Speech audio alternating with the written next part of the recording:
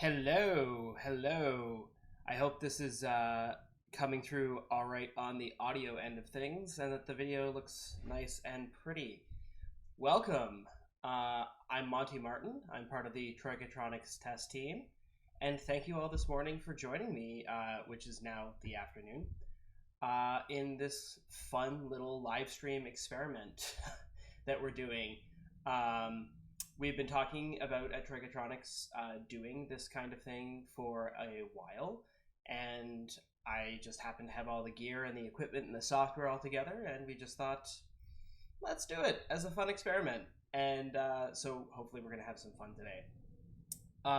As I said, my name is Monty Martin. I'm one of the Trigatronics tech team, which means that if you've ever had a problem with Isadora, if you've ever submitted one of those crash reports or support tickets, there's a 1 in 3 or 4 chance that I was the one that responded to you.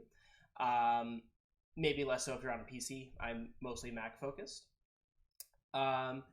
And yeah, I've also written a whole bunch of the tutorials that you can find on the Trigatronics website. If you haven't ever checked out the knowledge base before, we've been really working hard at putting a lot of awesome tutorials up there, including tutorials about interfacing Isadora with the Kinect. There is a whole tutorial on live drawing, which is what I'm going to be talking about today. So if you are looking for a written resource on some of the things that we're going to be looking at, that's already there for you to look at. And there's all sorts of other fun stuff on everything from just using multiple displays. My colleague Ryan Weber has a whole bunch of awesome tutorials on networking and cool things. And of course, if you've never checked out the Trigatronics forums or Facebook group, which I'm not sure you probably all have because we posted about them on either of those platforms, but you should check out both because both the Facebook group and the forums have an amazing community. And the Trigatronics community is one of the best parts about working with Isadora. There's so many creative and incredible people that are engaged in those spaces. And if you're ever looking for help with a creative idea, that's really the place to go for guidance, because the community across the people that are there have tried basically everything that you can do with Isadora at least once, and someone will have an answer for you. Today, I'm just going to be riffing around with a couple of things that I've been working with the live drawing actor in Isadora, covering just a couple of the basics of getting it set up. I hope my audio is coming through well. Please let me know if you can't hear me clearly enough. And then we'll spend probably about half an hour just poking around with live drawing. And then I want to spend about 30 minutes taking any questions that anyone in the stream might have. And that could be anything Isadora. Like, how do we do this? Can you show us this? I'm having trouble with this. And I will do my very, very best to answer your questions and show you what I can, depending on how involved they are, if they're quick and dirty tips. And of course, in the chat, if you have your own quick and dirty tips, if I'm onto something and someone else has asked the question and you think you have the answer, please feel free, absolutely, to chime in and contribute. Because again, this is a community endeavor. And one of the cool things about live streaming is not just being able to engage with us directly in live, but being able to engage with everyone else live through the chat. So I'm in here on the chat as well. I'm following along. I've got like 2 laptops set up in front of me so that I can go between Isadora and go between this, and hopefully we can have some fun together. So we're going to dive in.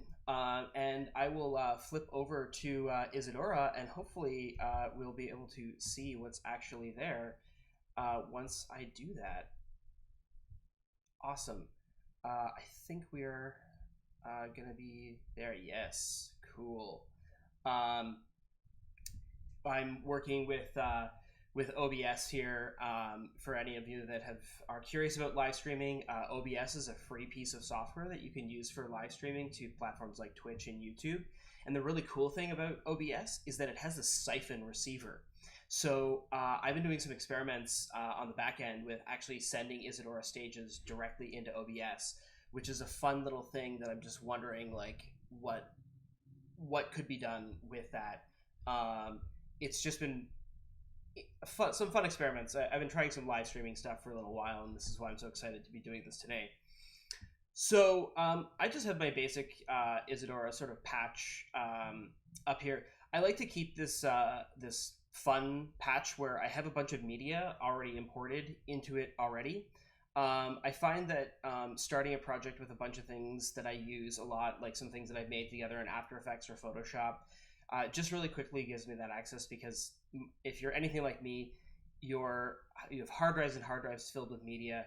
You have a mess of a desktop on your computer.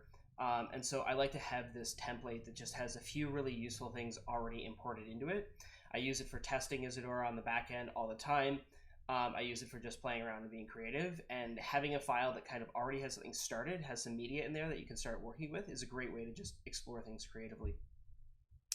And a next hot tip, if you don't know it, you can always double click on the scene editor to bring up a quick search box for the actor toolbox, and we can grab live drawing right there. And so, of course, I'm always going to start off, whenever I start a project, I always make sure that I'm putting my projector actor in pretty much right away, and putting up a stage preview, which I'm just going to put down here. Probably things are going to get really, really cluttered on screen. I'm down here in the corner, and I'm hopefully only my little video box is hopefully only concealing the help text and nothing important on screen. So we'll probably just play around with where I have to put this. So I always start with these in my scenes, and I'll just get these connected right now. But we might not need to work with this. So live drawing, it works a lot like all of the text draw actors as well, and other sorts of generative actors, in that we can actually put some sort of image in front of it. Oops. We'll just get the picture player. We can put a picture player or a movie player into the video, and that does a pass-through on our output. And so then whatever we produce with live drawing is going to get drawn over what we make here. Not always necessary. If you don't define this, if you don't do this, there's a bunch of things that you should define yourself on the live drawing actor right away. But what's pretty nice about this is that if you do a setup that's instead a pair of projector actors, perhaps because you want to keep things separate, you'll just need to determine what sort of layering you want to use between your picture player and your projector. And for those of you that haven't looked at like how layering works in Isadora or anything like that, very, very simply, we want to have a blend between when we're using multiple projector actors. I find that I almost always set them to transparent. That's because I'm a Photoshop and After Effects guy. I think of everything in terms of transparencies and alpha channels. And so very rarely do I want to add two things. I usually want to layer my layers in Isadora over top of each other. And so I almost always set my projectors to transparent and work with those layers. And increasingly, when I do graphic design work for projection design or anything, almost all my graphics that I build are built with alpha channels right from the start.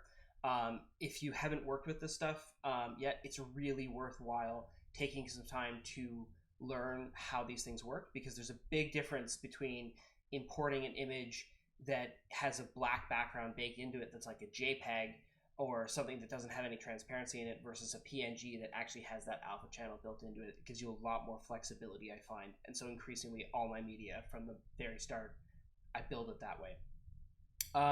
So I'm not going to worry about this background right now. So I'm just going to set the intensity down on it to 0. And I'm going to put my layer on this projector to 1, mainly because I want to see what's actually going to happen when I start live drawing here. When you have it set up like this, one of the really important things with actors like live drawing and text draw is the same thing, is that text draw and live drawing, unless they're getting an input into their video, they don't have a video resolution. And so one of the things that you can really see this with is that if I connect this text draw actor and bring that intensity back up so I can see it, and then write hello world in there, this text kind of gets a little bit low res, because Isadora is just deciding for us what the resolution of this is. So I actually want to put in the output what I want my width and height to be, and you can kind of see the text gets a little bit sharper once I put that in, because instead of using my default resolutions, I'm actually telling it now, be a 1920 by 1080 image that goes out. Otherwise, these actors will inherit whatever is being plugged into their video feed. So in the same way, I like to do this with my live drawing actor. If I'm using it on its own, make sure that you plug in the actual resolution that you want it to be. In this case, I'm just putting in 1920 by 1080 because I like HD. And so as you can see, I put that in. My bypass is off. Everything's going on here.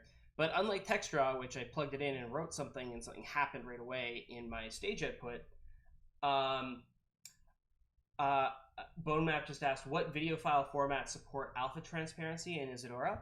I use Apple ProRes 444, but you could also use HAP codecs. If you are using video files with transparency, After Effects is really annoying when you're changing around your codecs and outputting things. So just make sure that if you're building any graphics in something like After Effects to build animations, make sure you're really, really specific with the whole Adobe Creative Suite about the formats that you're using.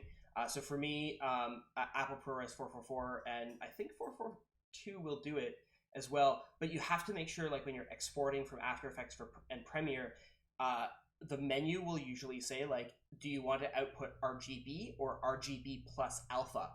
And I can't tell you how many times I've rendered a bunch of things in After Effects and forgot to set them from RGB to RGB plus alpha and had to do an hour of rendering all over again because I forgot to do any of my alpha channels in there. So make sure that it's very specific. It works pretty nicely.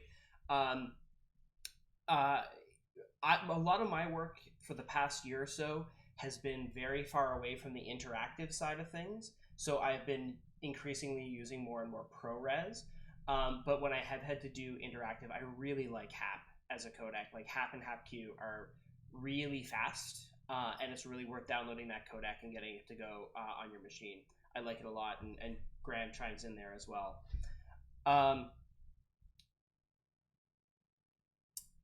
Yeah, you look for a little plus sign. I towards the end, I'll pull up my After Effects and I can show you that with some of my really silly graphics that I've made for.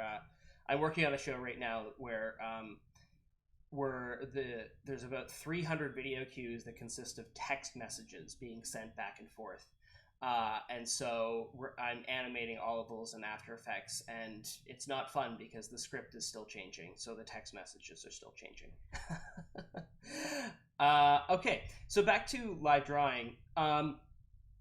So again, it's not doing anything at all right now, and really simply, that's because the live drawing actor needs 3 really key pieces of input data before it will start doing anything. And it needs to know the horizontal position, the vertical position, where it's supposed to draw a point, and then it needs to be actually told to draw a point. And so the easiest way to execute this is to use a mouse watcher. And I find that this is the most we're getting attached to my picture player there. This is the easiest way to see how anything works. And when I'm ever doing anything with like motion tracking or motion sensing, I almost always use a mouse watcher while I'm prototyping to see if the XY stuff is working for me. So I'm just going to go and hook this up. I'm going to hook the horizontal positions together and the vertical positions together. You see that once I did those two, I'm still getting nothing in my output whatsoever. Like, Ryan is asking, can we set the H and V size dynamically with the stage size actor? I don't know if I would do that. I'm not sure. I think I would prefer to have the output from live drawing be fixed. I don't know if I would want a dynamic input going into this part of it, but then I would change the size of it dynamically elsewhere, probably with the stage size actor. I don't know how well Isadora handles it. That's a good question for Mark. If I'm changing the resolution size of one of these live drawing actors, how much is that actually hammering the GPU to be constantly redrawing that? We can see what happens when we change that dynamically though. So I've got these loaded in, and this is because I need the add point to be added. So I put the trigger from the mouse watcher to the add point, and boom, there we go. We've got something. So tutorial over. We're done. Like at this point, you've got everything you need to do to draw with this actor. But already, I think we've kind of run into problems with this because, as you probably have known if you've ever worked with a mouse watcher before, my uppy downy is reversed. So this is where we need to use the value scaling in the mouse watcher to just flip this around so that it actually corresponds. So again, with value scaling, I just click on the output of the mouse watcher and change the limit min to 100 and the limit max to 0, reversing them around. This is a really key thing with a lot of the things with live drawing and any interactivities is we really want to define our bounds. Value scaling in Isadora is such a powerful feature, and I really recommend if this is something that you haven't encountered before, although Mark's tutorial here on YouTube is a little bit old, the core premise of value scaling in Isadora hasn't changed in years. And so understanding how you can go into an actor property and set the limits and the limits of the minimum and the maximum and even reverse them gives us a lot of power, especially when we're doing something interactively with live drawing. So I recommend reviewing that stuff because we don't have too much time to cover that in this little Q&A today. We could probably spend an entire Q&A talking about value scaling. So already, like, I've had this on for like 30 seconds and it's already a mess. Like, this is just like I dropped spaghetti on the screen, and this isn't really useful to anybody, I think, unless you want to do something really abstract, I guess. So in live drawing, when we click reset, when it gets a trigger here, it erases everything that's been created. So just for the purposes of our tutorial right now, I'm just going to grab a keyboard watcher. I'm going to set the key range to open quote, C, close quote, C, C for clear. And I'm just going to plug that keyboard watcher into the reset, just so that once I get too much spaghetti on my screen again, I can just press C and erase it. But we're going to explore some interesting ways to actually make that function, perhaps that you could use in a creative work. But for now, when we're experimenting, let's just work with that. So already this is a lot of fun. Like, I can start drawing pictures, but it's a continuous line. I can press C when I'm done to erase it. And I think that just with this alone, I have seen performers, their eyes kind of bug out when they just see that this is happening in real time. It really drives a lot of creativity. And I think that if I was working with a group of performers, with another group of creators that were considering something like this, I think as a first prototype stage in the creative process, I would just try to figure out how to get a performer to animate this alone. I wouldn't worry about any other, like, how do I erase it at anything. Like, if you wanted to get the Kinect controlling this, just get this far. And what that would probably look like is deciding what point on the actor's body is going to control this little rope as I'm drawing it, and then go into that conversation about where are you going to project this? How are you going to use this in your space? And that's because the live drawing actor benefits from complexity in the Isadora programming, but creatively, it takes a lot of work to decide what you're going to do with this in an actual piece and what the relationship is going to be if you're going to use it interactively between the performers, the audience, and the actual space that you're projecting into. It's a huge question. And just this alone is going to give you so much. But once we add a few things, it really takes it into overdrive and really gives you that digital canvas that I think a lot of people have been interested in for a long time in Isadora. So this is all well and good, and we can play around with this a little bit.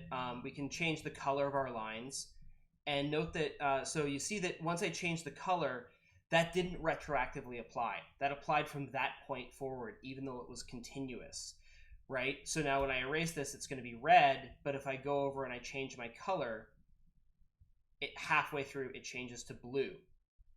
And so, you know, we can do fun things like this. Like I'm just going to grab a wave generator and a color maker HSBA and just put that into the hue. That's going to be like really trippy. But then I get this like really pretty rainbow line.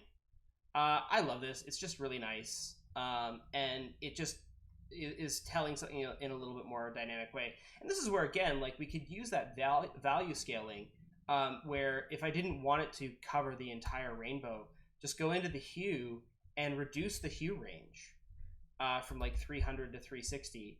And then now we're going from like the purples and reds, and we get this nice like little streamer that's just going around. It's kind of going into some darker colors in there when it resets. But like I like this. That could be really pretty, and we can play with that sliding window and play with how we want that color to actually look. Yeah, Graham, this is really good for motion tracking. I think that's the obvious application of using motion tracking with the live drawing actor.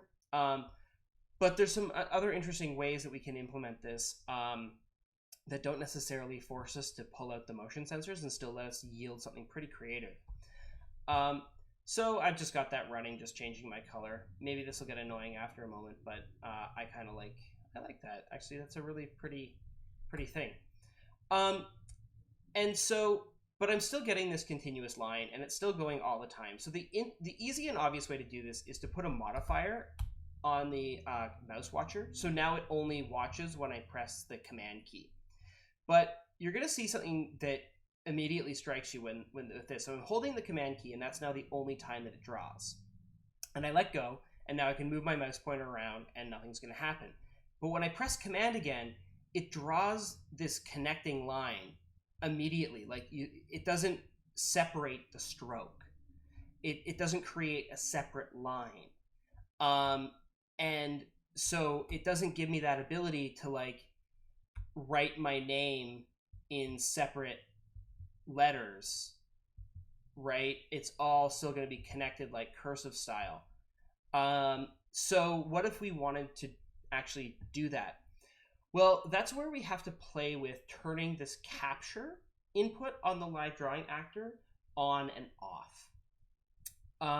And the easiest way to do that, again, is with the keyboard watcher instead of using the mouse watcher. So I'm going to zero this out. I'm going to just let the mouse watcher do its thing again.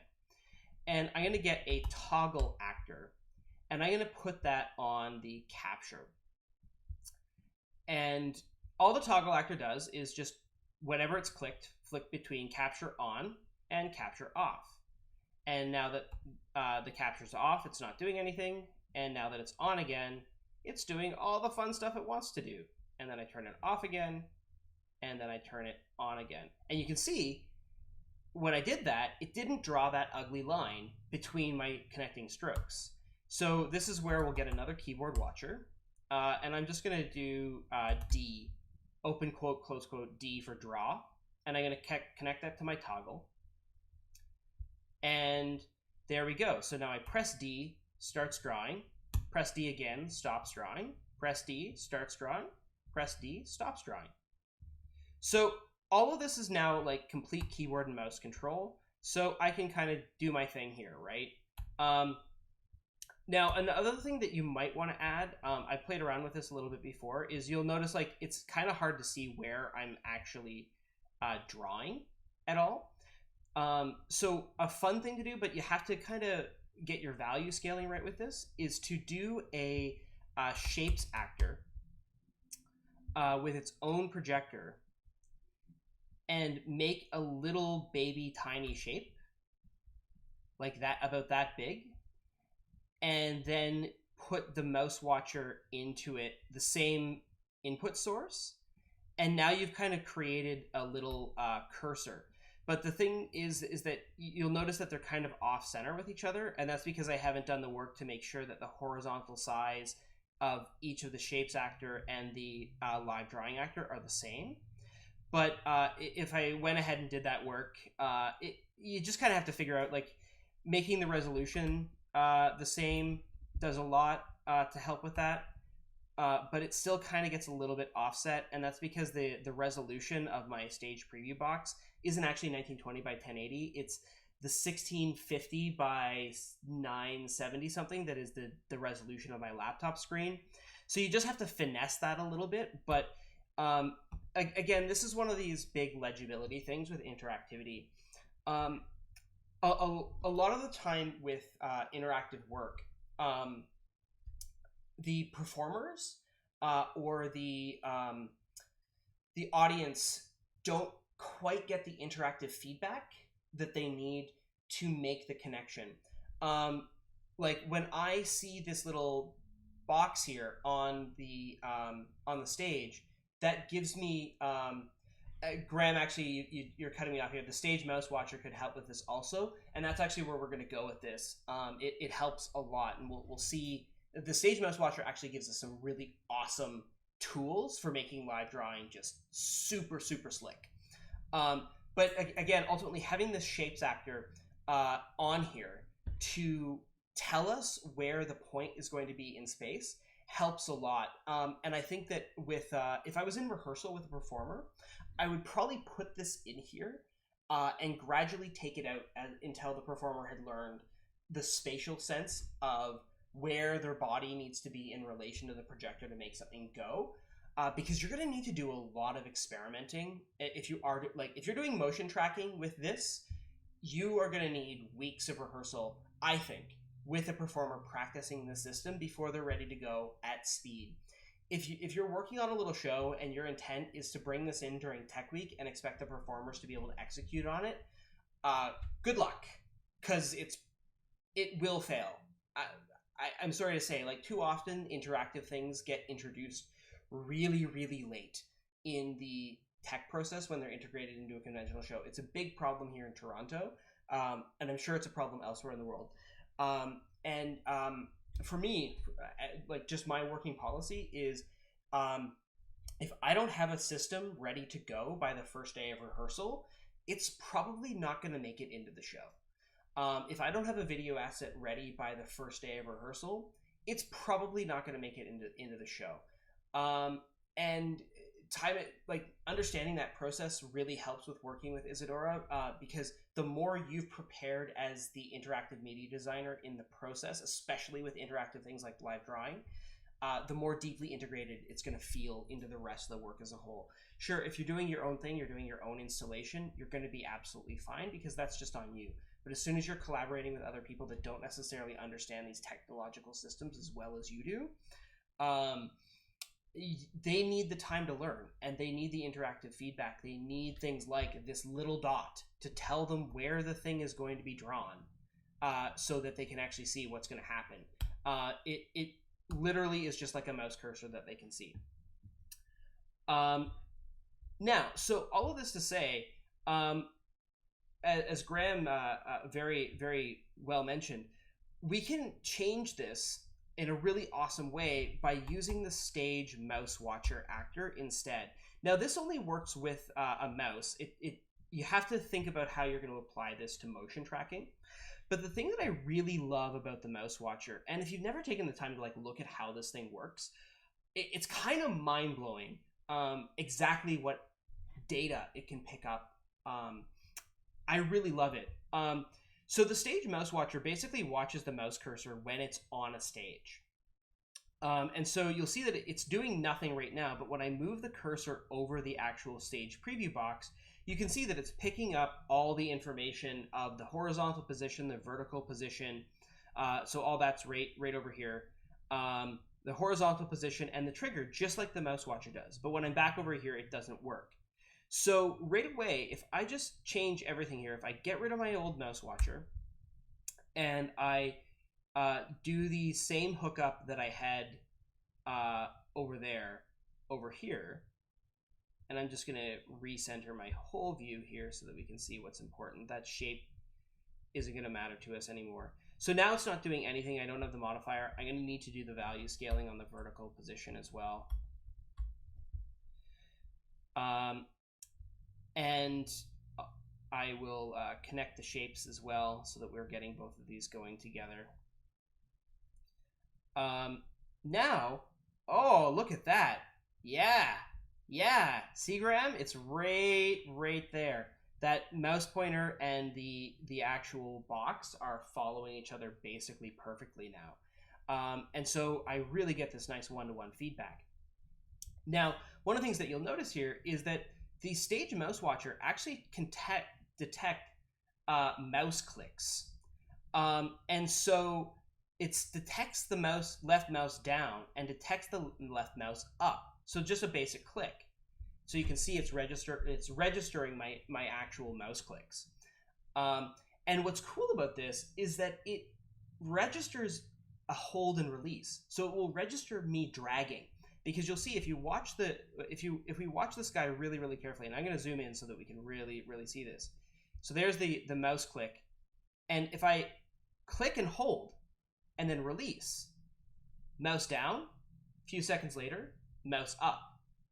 So now Isadora can actually tell me what I'm dragging. So what we are going to do now is that instead of doing this toggle, I'm going to use the left mouse down and up to turn my toggles on and off. And the way that I'm going to do this is, instead of using a keyboard watcher and a toggle, I'm going to use these guys called trigger value. I love these guys. I use them all the time as just zeros and ones. And this is a great way of logical gating. Basically, I'm computer programming at this point.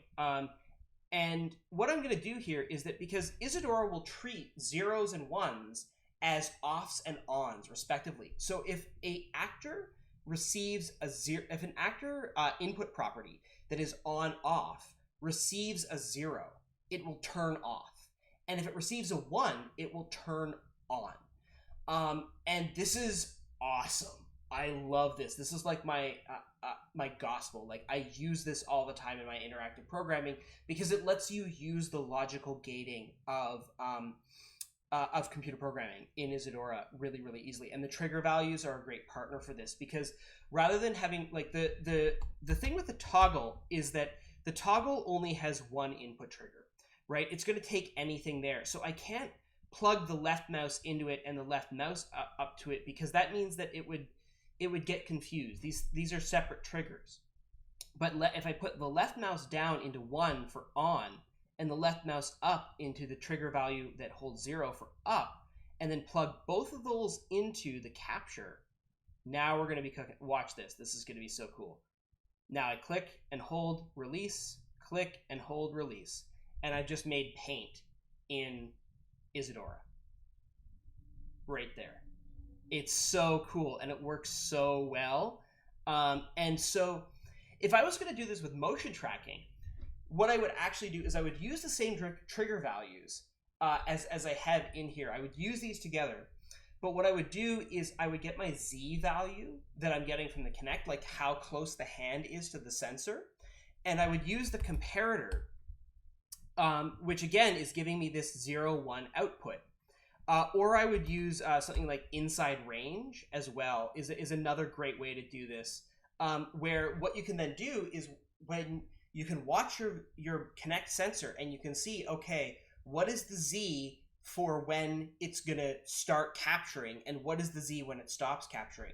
So then you can tell the performer, okay, you're just going to reach closer, and that's going to be your drawing zone, and you're going to reach further away, and that's going to take your drawing out. It's a really easy premise that works quite elegantly for getting this like motion tracking thing. That Z-axis in motion tracking is so hard to use, but wow, it gives you that planar power that you are actually looking for, of turning things on and off.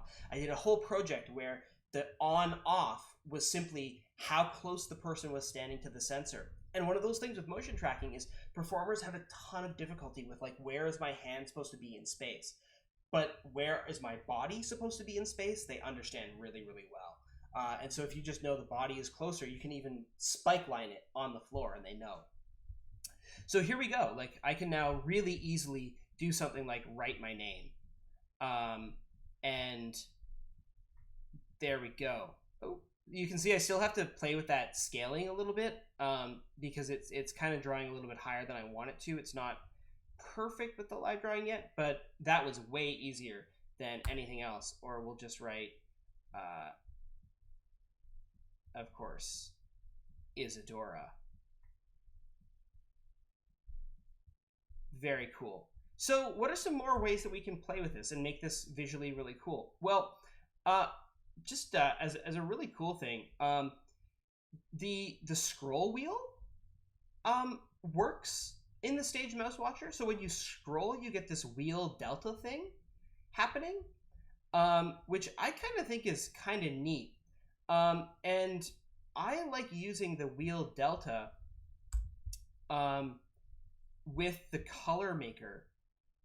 It's a little bit difficult to is that the new logo? It could be. The mouse wheel can kind of be a fun way of changing our colors, but you kind of have to finesse it a little bit to get it to work. But if I just use the wheel delta on the hue, right, if I start pulling that up and down, it's not really doing anything.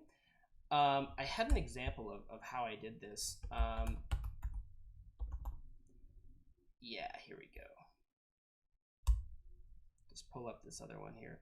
So this wheel delta, I'm actually just using a counter as that. So I'm just going to copy the counter that I got from this guy, and see, and you can see how I made this work before. We won't save this one.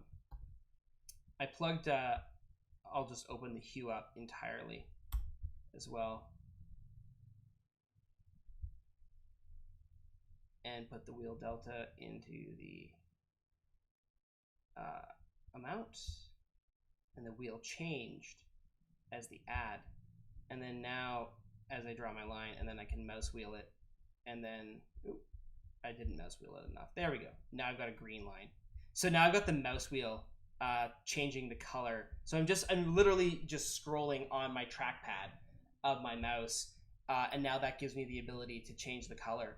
And all this is it's using the counter actor. It's using the value of the wheel delta to decide the Y wheel delta to decide how much to add or subtract to the counter, and then the signal that the wheel has changed to do that. You could do that if you're motion tracking with like one hand could be where it's drawing, and the other hand, the vertical position of the other hand could control the color that you're drawing with. That if I was motion tracking, because I've got 2 points, I need that would do that really well there. So this like I love this. I've had so much fun just playing around with how to do this. I mean, the other thing that you could do is you could do a bunch of keyboard watchers from the numbers 1, 2, 3, 4, 5, 6, and you could each have those with trigger values of the color that you want to be able to draw into the color maker HSBA, and then you could do little paint pots down at the bottom, and you could just like say press 1 for red, 2 for that,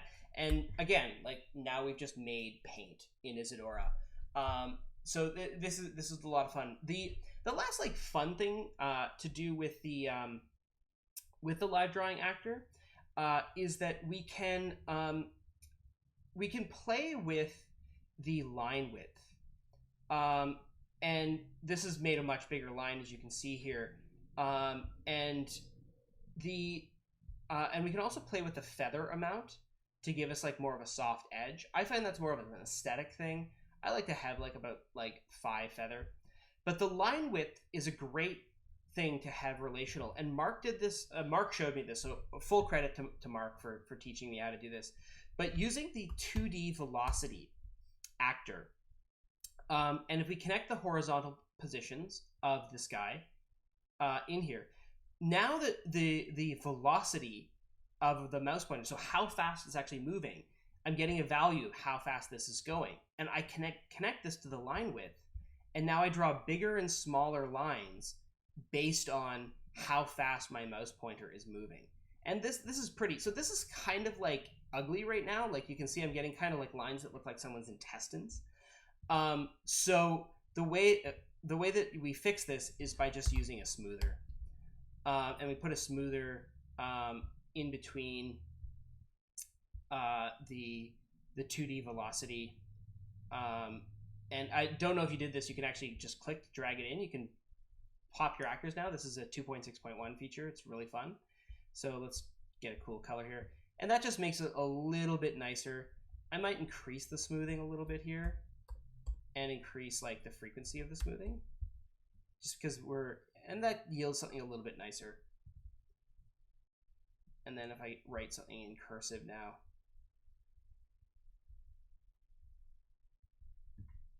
Cool, eh? It's a lot of fun. And so that's kind of like my big high-level overview of how to start getting the live drawing actor into something that is way more digestible and powerful. And you can see, like, I knew what I was doing. I spent half an hour rigging this up. But if you go onto the Trichotronics website under the knowledge base, I have my full tutorial on live drawing, and I have example files, which includes a completely built version of this that you can download and use and start playing with and figure out how you're going to rig it up to a motion sensor or something really, really cool. So I really encourage you to check that out and play around with that tutorial, play around with this, and use that stage mouse watcher. It really gives a lot more freedom, flexibility, and control. And then we can figure out like how to actually connect this in with what you might want to use interactively. Because it's a stage mouse watcher, like you could use this with something like a wireless mouse hidden somewhere on stage. You could use this with a fun thing to do would be to use it with a tablet that's running something like the OBS Touch OSC, OBS OSC. Wow, that's running something like Touch OSC. The problem with this is that Touch OSC doesn't give the performer any visual feedback of the lines that they have drawn so far.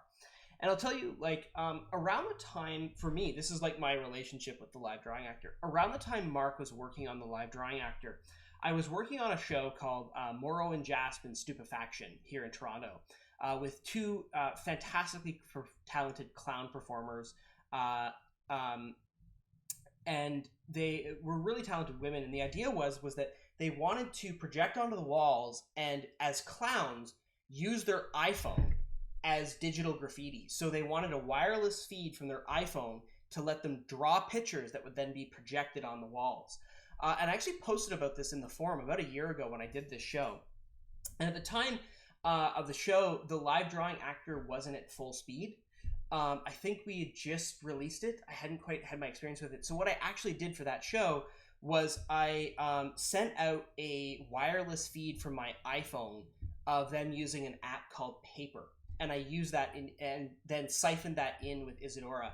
And if you want to learn how I did that, I also have a tutorial on how to get the feed from your iPhone into Isadora wirelessly. It's awesome.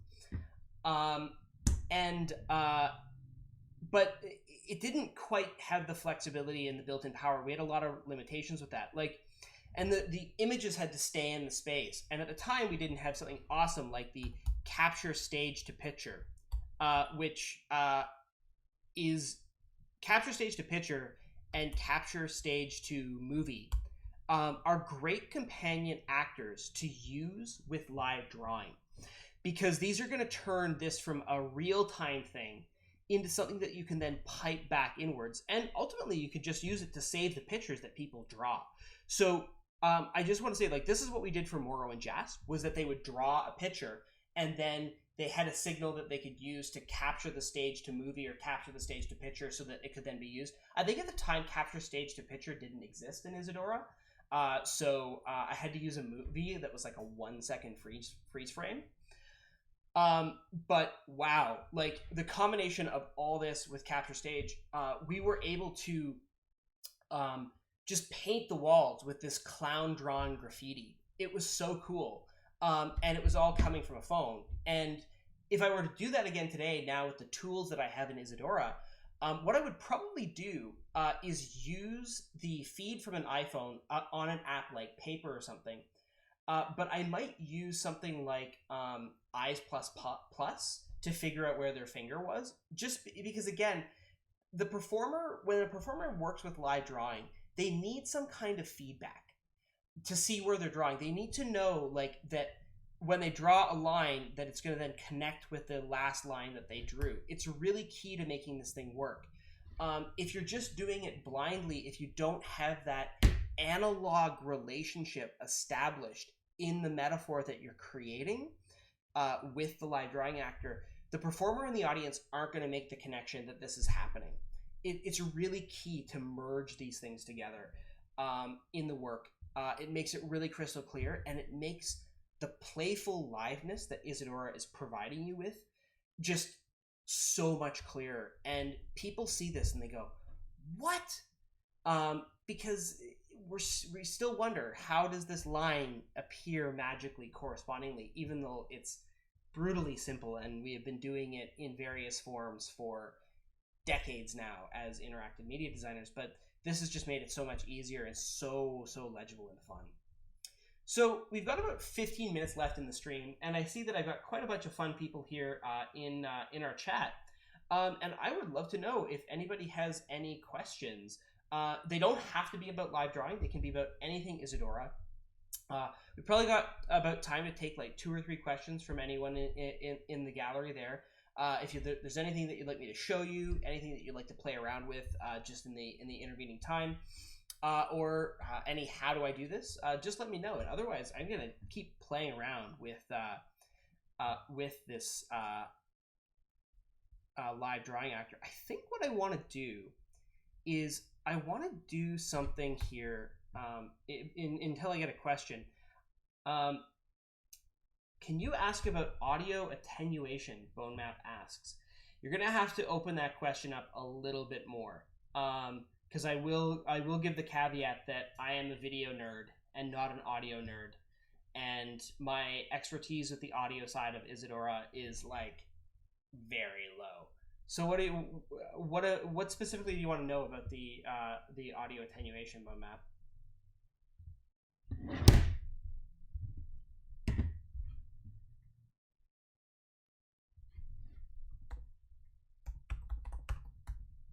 Okay. I'm very curious to know what you're thinking of there, but it's okay. We can leave it for now, and maybe send me a message on the forums, and we'll see if I can cook up. That sounds like a topic for like a whole Q&A. Audio stuff is something we get asked about a lot, and working with it in here is something that we really want to do more. So like just as a cool thing that I just did here is I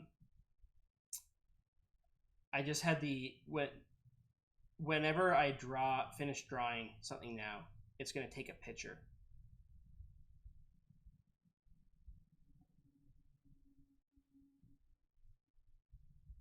I'd probably get a lot of pictures too every time I finish mouse clicking. That's going to be a lot of stuff drawn. But there you go. That's one way that just having the left mouse up and down. I would never put the trigger of the stage mouse watcher up to the capture stage to picture. That would be a very bad idea. That would capture so many pictures and probably crash your computer. But we could do, I mean, probably the most direct way to do that is to just do, if we're live drawing, probably not control it from the mouse. I think probably just a keyboard watcher is the way to do it. The thing that I would do if I was motion tracking is I might have, when the performer stands in a certain area, that's when the snapshot gets taken. But the one fun thing that you could do, especially if you're erasing everything, would be fun drawing, and actually have it that when you start drawing the line, it starts the capture, and when you stop drawing the line, it ends the capture. We'll see how that looks. Let's do pink. Boom. And then let's just go to a different scene here. Insert a new scene. Let's just see how that looked. Yeah. There we go. That could be cool. I could see like looping this back over itself. That could make something really neat. If like you looped every line that you drew and had it switch between like the previous ones each time you drew a new line. You'd have to really figure that to make sure that you're not replacing the file that you're capturing as you capture it, but that could be a lot of fun. So Victor asks how to animate the line instead of having it drawn with the mouse. Oh, that's actually okay. So you can do it, and there's a couple different ways to do it. One of the things to decide, like if you want to animate this line, if you don't want this line to happen interactively, if you want it to happen canned, I personally think the easiest thing to do is exactly this, right? Use the capture stage to movie actor to record you drawing the line. And then play that movie back. But if you wanted to, so I'll just duplicate this whole scene. But if you do want to have it just draw on its own, the way to do it would be we go live drawing, and we use a series of envelope generators, or anything that's going to slide from one value to the next, right? And so if we do,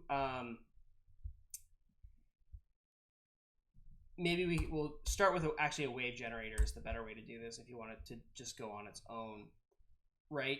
And there's our horizontal position, and there's our vertical position. And then we still need a trigger, so we're just going to do a pulse generator, and we'll do it like 100 hertz.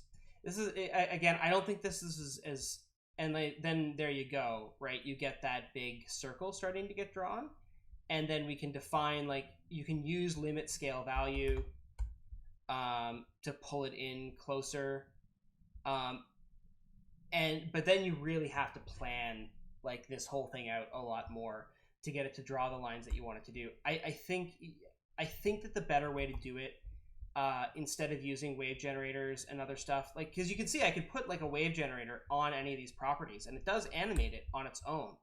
But I do think that if this is the kind of effect that you want to create, that the better thing might be to record the exact line that you want in Isadora, and then play it back with a movie player or movie player. I hope that makes sense. Bone map. I'm having an intermittent problem when going between scenes. The video signal does not appear at the stage, and I have to kick it in by toggling between scenes. Is this a known issue, or should I dig a bit deeper into my patch? So I'll say we get reports of people with intermittent video cutting out all the time. 95% of the time it is your patch. 5% of the time it's not. Without looking at your patch, I can't tell you whether it's your patch or a bug. There is something that I've been looking into about video cutting out into. I've been trying to sleuth this down for Mark for a little while, because I've had people that have reported a similar thing, and I've done a whole bunch of work with them only to find out that it was something about their system or about their patch. And every time I go into like investigating this seriously, because it does come up, it's very, very rarely an Isadora side issue, but once or twice it has been, and we fixed it. So Bone Map, if you could send me a support ticket, and if you want to send it right to monty@trichotronics.com, or just put it into the ticket system and send me your patch so I can take a look at it, that would help me figure out immensely whether that is. I think that it, because just from what you've asked me in the question, I don't know if something else is happening in your patch. Like, the best way to find out, like, if your video is cutting out is to simplify your patch. Like, take it down as much as you can. And the best thing to do is, like, if it's happening with a movie player and a projector and just going between scenes, you probably got a bug, or you got something wrong with your media itself. That's that's the way to like pull this whole thing down. Is if it's just a movie player and it's just a projector and it's cutting out, then it's probably on us. But if the more you're adding onto your scene, the more you're adding onto your project, and then you're suddenly getting video cutting out on you, that's when we wonder. There's a couple diagnostic things that you can do to look at to see, like, you know, double check, is it in the loaded media at the bottom of your screen? Like, is it showing up as a loaded piece of media? What is your frame rate looking at? is the movie player actually cycling through, right? It's a generative animation. And what are you using to generate it?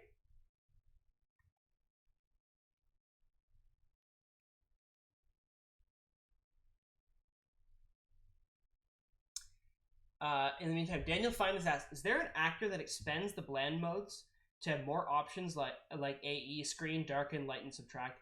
I would love that. Oh my, would I love that. But I do not think there is. I think that that's something that would need to be built into the projector actor. That sounds like a killer feature, actually, to integrate more of the After Effects blend modes. That is super cool. I use subtract a lot. I love overlays in After Effects. I do all sorts of tricky things like that with blend modes, and having those kind of options would be really powerful. It seems like a rabbit hole. I wonder if we would need to change the way layers are displayed in Isadora in order to use a lot of those complex blend modes. Ryan says the effects mixer can achieve some of those. Oh yeah, effects mixer will do so. Will do like you get add over in there, you get sub over. So okay, so you do get that. But I wonder, Ryan, I do wonder if that having that as a blend mode in a projector itself would give you more, right? Because with the effects mixer, you're still using it like a video mixer, right? Like it's the same difference between using it's the same difference between using the video mixer actor and using or crossfading between two projectors, right? Like there's a lot of stuff that you can do when you have two projectors and you're controlling the intensity that are different than when you have the video mixer and two movie players going out to one projector. Like it's a question of implementation, right? So I do wonder, but thank you so much. This is why Ryan is like my best friend of life, because he can cover my butt when I drop the ball and forget about the effects mixer, which is an actor that I forget about that exists all the time. Lucas says, I love daisy chaining a bunch of effect mixers together and seeing what a random combination. Can you show us an example patch, Lucas? Because that would be wild. I would love to see what the results of a couple effects mixers are. Really, really trippy stuff. So yeah, I hope that this has been a lot of fun. This was a ton of fun for me to do. I love doing all this live streaming stuff. I'm gonna stick my tongue out digitally here. I love doing all this live streaming stuff, and just seeing like so many people chatting and sharing ideas here in the live stream. Please let us know on Facebook and on the Trigotronics forums if you enjoyed this live stream, if you learned anything, if you thought I talked too fast or too slowly or too annoyingly. I would love to hear your feedback on how this went so we can do this even better and more often. Because if this is something that people get a lot of benefit from, it's pretty easy to implement because obviously as techie nerds, we have lots of microphones and cameras. If you're curious about how live streaming works, I'd love to talk to you more about this as well. And if there's future topics like, I think Bone Map, that stuff about audio, I would love to know what your questions are more about that specifically, because if I was prepared to handle that in a full live stream, I think we could do a pretty cool one about just doing neat stuff with audio in Isadora as a complete stream. I can probably take like one last question if it's something like quick and dirty, and if it's not, I hate to disappoint you because we're almost out of time. But again, play around with it. What's behind the blind? Is the world out there? Yes, the world is out there. I live on a very busy street in northern Toronto, and so I have some darkeners back there, and the blind has this a very, very busy street, and so I hope that you didn't hear any passing trucks, because it can be very, very busy. But yeah, right now the sun is coming like directly through there, and when I had the blind open, it was just like bramph. So instead, I am lit by my lovely aperture LED lights that I have here, which give this nice, like, I hope the lighting looks nice. The Yeah. So just gonna head back to just the video feed there for the wrap up there. Oh, hi Carol. So good to see you. I hope you get the chance to watch this over at the very end. We've recorded this whole thing. Will I start a forum thread for every live stream? That is a perfect idea. I think absolutely we will do that. And if probably this will be the time slot that it does. Hopefully we can get around to doing this a couple times a month. And have a forum thread. We can collect some questions in advance, perhaps next time, and just have a lot of fun. So with that, I think I will be signing off here for today. As I said, the tutorial on live streaming is already available at the Troikatronics knowledge base, and there's a lot of other information there on anything that we learned today. This video will be available on YouTube afterwards. I'm probably going to edit it down and make it nicer, but it'll probably get compiled and uploaded afterwards. And thank you so much for watching. We will see you next time and get some more questions from you then. And thank you so much.